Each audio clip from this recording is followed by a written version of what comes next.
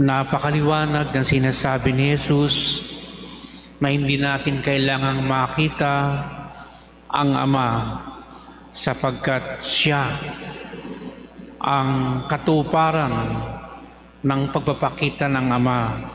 Ang sino man nakakita kay Jesus ay nakakita na sa Ama. Bakit kaya nagtatago ang Ama o ang Diyos? Ayaw niyang ipakita ang kanyang mukha ng tuwiran. Kasi mga kapatid, kung maalala ninyo sa lumang tipan, maging doon hindi mo naman nagpakita ang Diyos ng kanyang mukha sa pamamagitan na nagliliyab na punong kahoy, na puno. Yun ang katuparan ng pagpapakita ng Ama.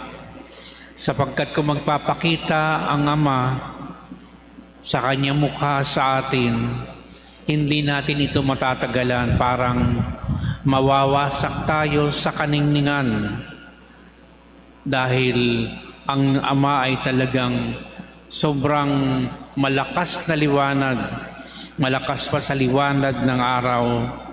Parang tayo bubulagin, masisira tayo kapag harap-harapan nating makita ang mukha ng Ama. Maging si San Pablo, nung siya ay parang bulagin ng nakasisilaw na araw o na naliwanag, nung magkaroon siya ng conversion, ito'y pahiwatig ng inkwentro ng Diyos at ni San Pablo. Natotoo na parang nakabubulag ang liwanag kapag nagpakita siya ng harap-harapan sa atin. Kaya sa pamamagitan ng pagkakatawang tao ni Jesucristo at ng kanyang mga ginagawa, parang sinasabi sa atin na yan ay dapat sapat na maging batayan natin sa pag-aasam na makita natin harap-harapan ang mukha ng Ama. Dahil kailanman hindi ito pwedeng magpakita sa atin. Gagamit siya ng mga tao. Katulad din natin yan, mga kapatid sa simbahan. Kung gusto mong makita si Kristo, maghanap ka ng totoong Kristiyano na ginagawa, kumikilos o umaakto na parang si Kristo. Dahil kapag nakakita ka ng ganyang uri ng tao, nakita mo na rin si Jesucristo at nakita mo na rin ang Ama sa pamamagitan ng taong yan. At ang ating palaging sandata, mga kapatid, upang tayo ay magningning at mabanaag sa atin ang kaliwanagan ng Diyos sa ating buhay, ay ang pananampalataya.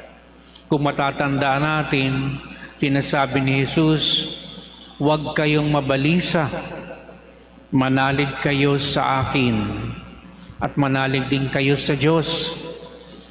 Sa makatuwid, ang pananampalataya lamang ang tanging gamot upang ang pag-aalala at pagkabalisa ng tao ay maibsan. Sapagkat kimayaman, kimahirap ang tao, marami karaniwang kinatatakutan o nababalisa siya sa maraming bagay. Pero ang tao ay nagiging kampante kapag Diyos ang sumasa kanya.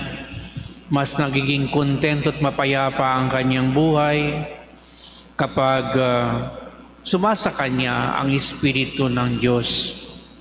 Yung ibang tao, upang maging kontento, siyempre sinisecure nila ang kanilang kinabukasan para sila'y mayroong nasasandalan. Pero sinasabi din sa atin, bakit ka masyadong naghahanda sa hinaharap? Nakatitiyak ka bang may bukas pang darating sa iyo? Ang mga alalahanin sa araw na ito ay sapat na upang kalamayin mo ang iyong loob at manalig ka sa Diyos, sapagkat kung ano ang darating na bukas, Diyos pa rin ang mananaig. Siya pa rin ang dapat nating lapitan sa araw-araw.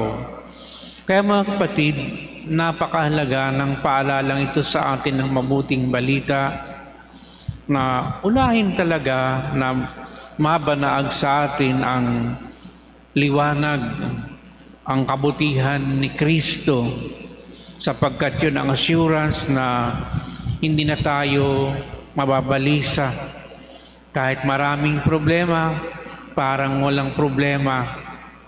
Kahit naghihirap, parang hindi naghihirap. Yan ang karanasan din ni San Pablo, mga kapatid. Sa gitna ng pag-uusig, masaya niyang binabata at ikinalulugod niya na mapagsilbihan si Kristo sa lahat ng kanyang pinagdadaanan. At sino ba sa atin ang walang pinagdadaanan o pinagdaanan sa buhay na mahihirap na bagay? Lahat tayo, palaging merong dumarating. Kuminsan ay di natin inaasahan, kuminsan ay bunga rin ang ating makasalanan at pagkasuwail sa kalooban ng Diyos. Maraming bagay na nangyayari sa araw-araw. At kung hindi tayo matatag sa pananampalataya, paano natin masusurvive ang mga araw na kuminsan ay parang tayo inabandona na ng mga taong inaasahan natin?